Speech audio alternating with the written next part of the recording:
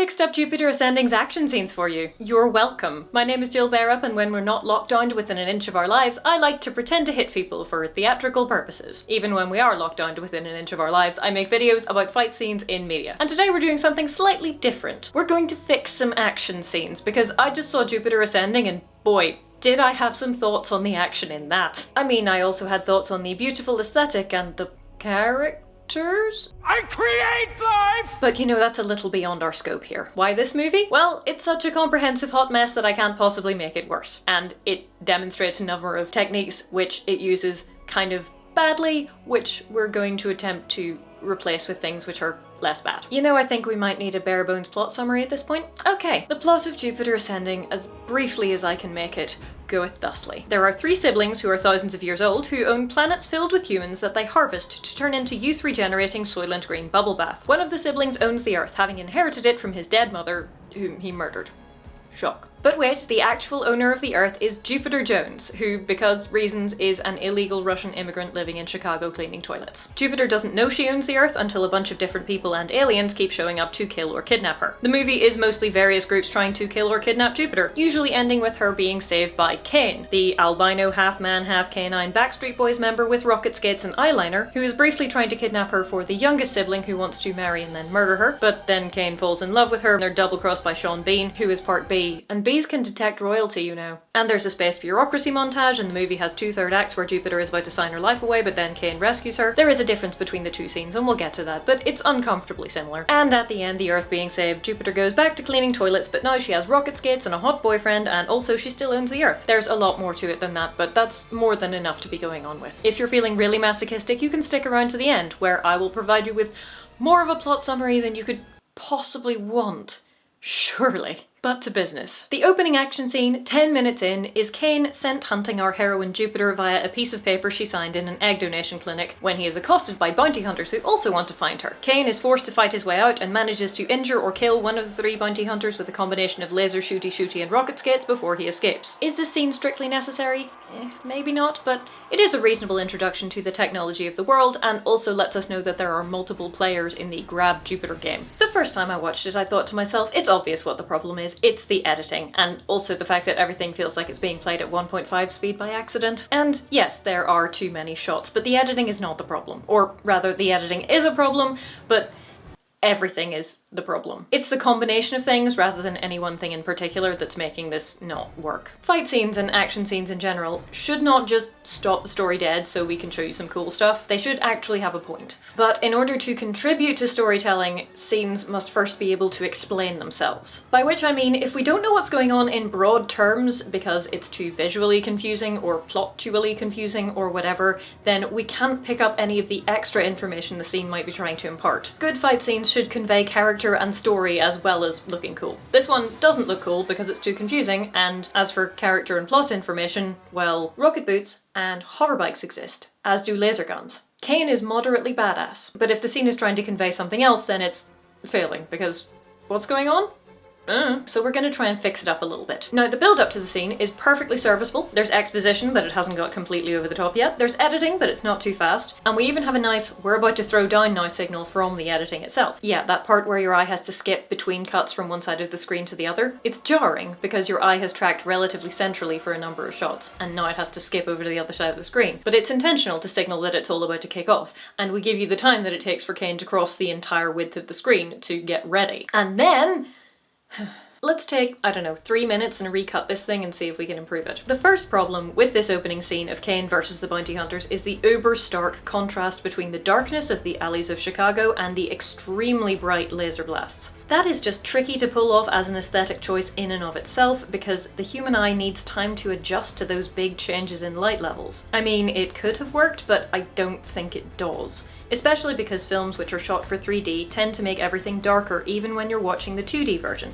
See also The Last Airbender. So my first pass to fix this thing up is contrast and color correction. Now bear in mind I'm working with 720p DVD footage and my very limited knowledge of color correction on Final Cut Pro X, and I am attempting to use my limited knowledge for good here. What I have tried to do is to make the contrast between the light shots and the dark shots just a bit lower. It's not going to make a huge difference, but it's a start. Combining with the contrast levels to maximally confuse us is, yes, the editing. Now, the good thing about the scene is that it has pretty good continuity in terms of where you're supposed to be looking as you go from shot to shot, which makes it difficult to futz about with it too much. But I slowed a couple of the shots down to 90% speed. I cut out one of the really bright shots entirely to help with the contrast problem. I added a slow-mo for the backwards leap across the alley. Oh, and I made a little cut to the bit where he bounces off the wall before escaping because I thought it would breathe better. Again, marginal improvement. But truthfully, I think the biggest problem is not the number of cuts, nor the contrast level, nor even the speed that everyone's moving at. It's the general lack of spatial context. I understand the geography of this fight pretty well now,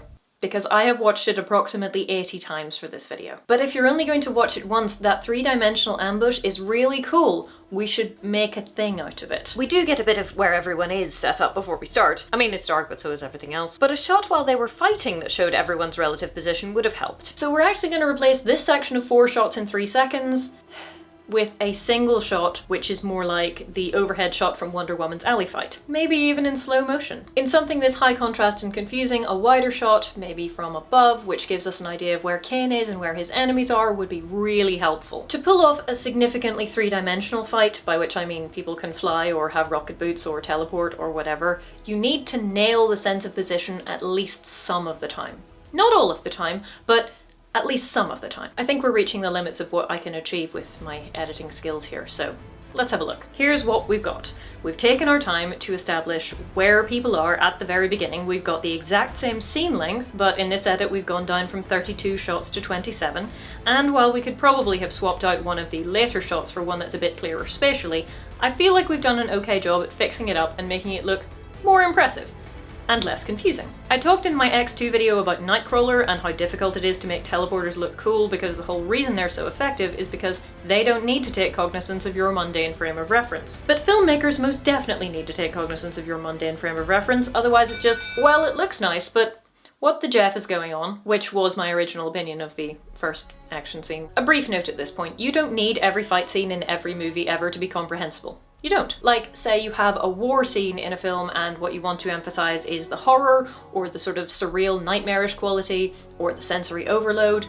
Go for it. But in a summer blockbuster, you need some sense in your action scenes. You don't need a lot, but you do need some. 10 minutes after his escape from the bounty hunters, Kane returns to the egg donation clinic to save Jupiter. And this scene is fine. If we were going to make a minor change, I would have handed over camera operation to someone with, I don't know, a hangover or morning sickness or something. Just because they wouldn't want to wave the camera around quite so wildly because they'd feel a bit seasick. And I feel like a slightly less shaky camera would have aided comprehensibility here. But the scene does take place in daylight, so it is much clearer by default. Having saved Jupiter and then expositioned at her, Kane must shortly thereafter save her again. And the Chicago chase has problems. What we do to fix those problems is recut, by which I mean cut the length of it in half. Kane is trying to take Jupiter to his ship when his ship is blown up and they're chased all around Chicago by a fleet of shadows. Fleet?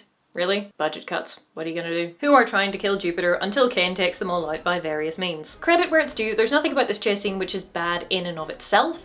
It just goes on for way too long. The cuts are more spaced out, there are obviously a plethora of moments which are meant to make your 3D audience go, ooh. And it's reasonably followable, but it's just too long. In fact, it goes on for long enough to make me wonder if it was meant to be a video game level. The opening scene of Revenge of the Sith is 6 minutes long if you count the lightsaber fight, and 5 minutes if you don't, but it doesn't feel that long because we have dialogue to change the pace. Not only do we have the different phrases of the action, we have people talking to each other. When we talk about fights on this channel, we talk about phrases, as in the sections into which fighting is divided, but action scenes also have phrases, they're just significantly longer. The rocket boots section, the flying around in a ship section, the falling in rocket boots section. Look, there's no new information being provided in the scene, and Jupiter spends like half the film being rescued by Kane. Cut this scene in half, move on. Choosing which action scenes to remove entirely was a tough choice because many choices, but this fight between Stinger and Kane just doesn't need to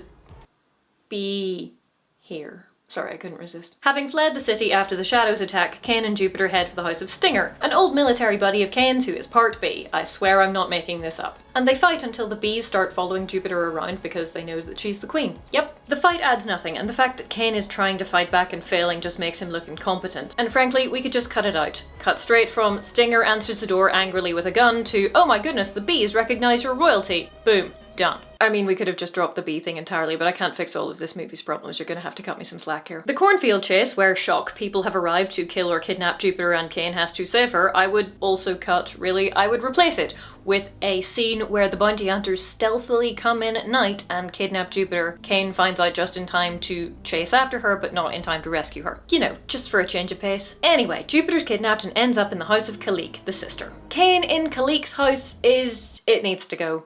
Honestly. It is at least intercut with dialogue for a change of pace, and while it does contain some just shoot him in the back moments, it would be fine, except it is, count 'em, the 4th time that Jupiter has been rescued by Kane from baddies at this point. And we're only an hour into the movie. Nope, gone, excised, cutting room floor, bye. If you're keeping track of our altered version, at this point, we only have 2 times where Kane is saving Jupiter, and 1 kidnapping scene where he has to chase after her. And there haven't been 4 action scenes with basically the same goal, so improvement? The next major action scene, after Jupiter officially becomes Queen of the Earth and discovers Soylent Green is people, is the dress-up Time Princess / Hunger Games wedding, in which Stinger and Kane hop in some giant mechas to save Jupiter, obviously. This time from marrying her genetic duplicate son, who is planning to kill her. Yep. We're going to relocate this fighty-shooty scene to a different part of the film, and we're going to fix it when we get to it. At this point, instead of yet another fighty-shooty scene where we have to burst in and save Jupiter, we're going to do a callback, a bookend, if you will. I hope you remember, because it only happened about a minute ago in this video. We swapped out the cornfield action scene with a stealthy Jupiter kidnapping, which Kane realizes about too late. So what we're going to do is go straight from discussing crashing Jupiter's wedding, possibly with a line about how it would be good to be stealthy, to Jupiter at her wedding, intercut with Kane sneaking up and then bursting in at the appropriate moment. I mean, he doesn't have to shout, "I object," but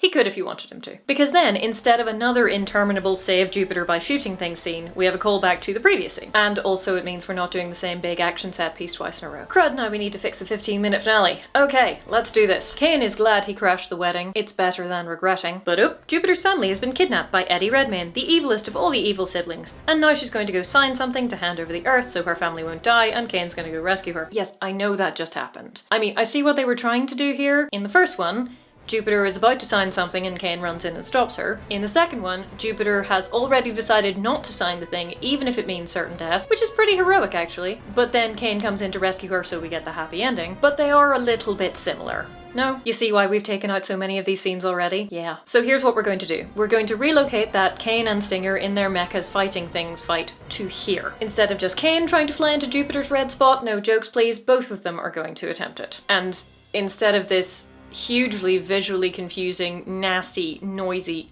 ugly thing, we're going to replace it with basically a reskin of the opening scene of Revenge of the Sith. Yeah, we got back to it. Because even if you adapt it to the aesthetic of Jupiter ascending, look how much cleaner and more comprehensible this scene is, compared to whatever that is. What the Jeff is supposed to be going on?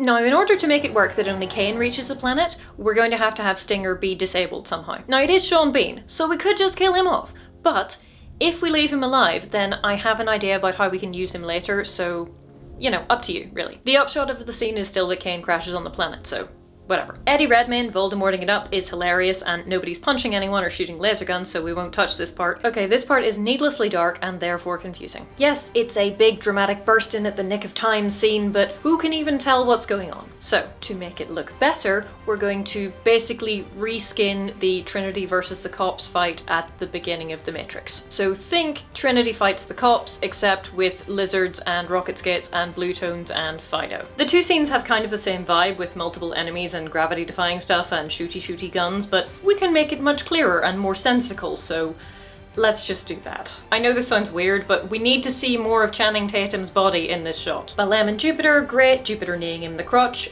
very satisfying. And then, what just happened? What? That was 4 shots for Kane to dive over the dinosaur's head. No. Expensive and time consuming, and it does not look good, honestly. One shot, please, with real wire work if possible to demonstrate Kane's athleticism, and off we go. Falling. There's a lot of this, and where is Jupiter going? No.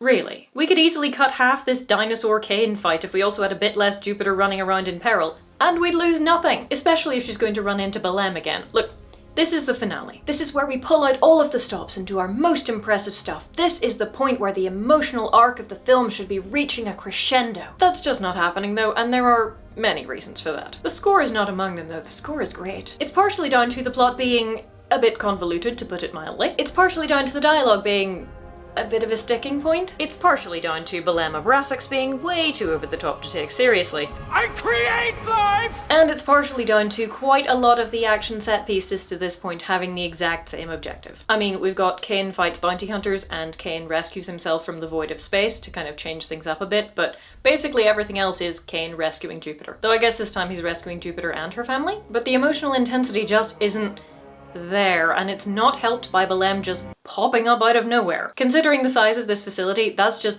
unintentionally hilarious. How did he get here? He's not psychic and she spent the last 5 minutes running and jumping and whooshing. Okay, to fix that, we're just gonna add in a couple of shots of Belem following her covertly before this point. And if we could add in a line of dialogue or even just her looking up at the facility and sighing because she has to climb back up to the top to reach her family, something like that. And then, look, far be it for me to say this hand-to-hand fight is unnecessary, but dude, you're punching a dinosaur. Why did you think that was a good idea? To return to Belem and Jupiter. Is this familiar, Mother? You know what, actually, I give up. Except to say that I am not your mother, as the climactic line is not really doing anything for me emotionally. Even Belem, for all that he calls her mother in the latter half of the film, doesn't treat her like his mother. They all treat her like a recalcitrant child. Which is fine, but it's still weird that he's suddenly now decided that he's going to call her mother. I am not your damn mother.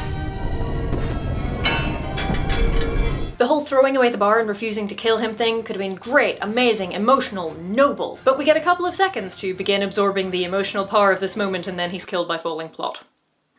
Anyway, falling. 2 options here to finish us off. Take which one you prefer. The minor edit is this. Falling, catch. Get the spacesuit on her, go. Keep going. You can have that conversation about her family while you're speed skating. The nice lady on the ship promised you every second she could, but you're just wasting time here. There is no reason for it and it makes you look like a doofus. You can still have them almost not get on the ship, but it won't feel so contrived. Second option, slightly more complicated. Don't have Belem killed by falling plot. Have both Jupiter and Belem rescued by Kane and Stinger. See, I told you we were keeping Sean Bean alive for a reason. Save them both, hover skate to the Aegis, have them arrested, and then have at least 2 of those 3 siblings in jail. And maybe 3, I guess, because I don't know if hiring bounty hunters is illegal, but I feel like it should be. And then while the big bad universe is still out there harvesting humans, the Earth is safe and Jupiter has done something very meaningful to stop at least 3 people from carrying out this horrifying trade. Which means when we get to that ending scene, we feel more like Jupiter is just catching her breath, having accomplished something meaningful. We get a sense of closure. It doesn't just kind of end. I know which one I'd prefer, but you do you. Are we done? I think we're done. I need a drink. Now, there's only so much you can do in a video that's... How long is this video so far? Shoot. But because the problem isn't one thing, it's everything in the kitchen sink, I feel like we did a pretty good job of covering a lot of the potential problems that action scenes can have in films. Problems like excessive shaky cam, loads of visual noise, lack of dialogue, too many cuts of the same thing from different angles, too many cuts in general, not explaining why someone is doing something, psychic villains who pop up from nowhere, he's not actually Voldemort, he's just been taking acting tips from him, repetitious reasons for having action scenes, and indeed, lighting and contrast problem. I hope you enjoyed this video, and if you have made it to this point, I feel you deserve a reward after a fashion. And since when I did a YouTube community poll, a supermajority said we want a detailed plot summary of Jupiter Ascending, well, you asked for it. The plot of Jupiter Ascending, as far as I can understand it, goeth thusly. Jupiter Jones is the granddaughter of an English diplomat whose English son was murdered in Russia, whose Russian mother decided to move to America illegally because reasons, while heavily pregnant with Jupiter, meaning that Jupiter was born without any medical assistance in international waters. Look, pushing people out of your life is one thing, but I'm willing to bet that the grandfather would have pulled some strings to let you go to England, and then you wouldn't have had to be illegal immigrants. And by having her choose to go to America while heavily pregnant, you're making Jupiter's mum seem like she has a kind of murder-suicide wish going on, and that's just not helping? Anyway, Jupiter is in fact a space queen because she is a recurrence, an exact genetic duplicate of Lady something or other Abrasax, who used to own a lot of planets. Lady something or other Abrasax has 3 kids who now own all those planets, which are filled with humans that they harvest to turn into youth-regenerating Soylent Green bubble bath. A huge hyper-capitalist space industry, and I see that we're doing the anti-unbridled capitalism thing here as well. Okay, cool, fine, carry on. Lady Wasname wrote her future self into her will, so all Jupiter needs to do is claim the title to the Earth by going to the space DMV, and then Belém will be out of luck because the Earth is apparently a super valuable resource, even as super valuable resources go. Titus wants the Earth to spite Belém, and also because it's worth more than all of his planets put together, apparently. I am not entirely sure how they found out that a recurrence had happened in the first place. Is it the egg donation thing? That is the only explanation I could come up with, that there are aliens secretly gene sequencing everyone who ever wants to donate their eggs. I would point out that they can't actually test the eggs because she hasn't donated them yet. Do they cheek swab people before they donate eggs? I don't even know. Look, I don't know. The reason Jupiter is donating her eggs is because she wants to buy a brass telescope to remember her father by, a point which is really underdeveloped. Also, for some reason, she is splitting the money with her cousin, who is not contributing in any way to the donation of eggs, being as he is, you know, male. Anyway, Belém hires grey dudes to kill Jupiter, Kalik hires Team Cyberpunk to mess with Belém, and Titus, who wants to marry Jupiter in order to steal her stuff, hires Cain. Grey dudes fail to kill Jupiter because Cain rescues her, more grey dudes fail to kill Jupiter because Cain rescues her, more grey dudes fail to kill Jupiter because Cain and Stinger rescue her, but she is kidnapped by Team Cyberpunk. Kalik shows Jupiter the Soylent bubble bath and seems vaguely threatening but doesn't actually do anything to harm her. Nonetheless, Cain rescues her. Jupiter gets her glowing ownership tattoo, Sean Bean double crosses them, Titus is charming but creepy and nearly marries Jupiter, but nope, Cain saves her. Her family are kidnapped and she goes to save them and is willing to sacrifice herself and her family for the Earth, and then Cain rescues her, and then she goes back to toilet cleaning, but now she has a hot boyfriend with wings and elf ears, and she has rocket skates and owns the Earth. And also apparently she can go rocket boot skating in the middle of the day and no one's gonna notice that because reasons. The end. To be continued, never, because audiences weren't just unimpressed, they were genuinely baffled. The movie has gained cult popularity as a very pretty looking heroine-centric space fantasy that's so bad it's amazing. Like, if you were looking for Eddie Redmayne chewing the scenery in a Star Wars prequel created by the Dress Up Time Princess team after listening to E.T. on repeat for a week, then Jupiter Ascending might just be your jam. That's probably unfair to Dress Up Time Princess, their plots usually make more sense. I sincerely hope you kids are happy now. Give this video a thumbs up if you liked it. If you didn't like it, give it a thumbs down. That's important for me to know because this is a new format and I'd like to know your thoughts. And I hope to see you next time. I think I need another drink.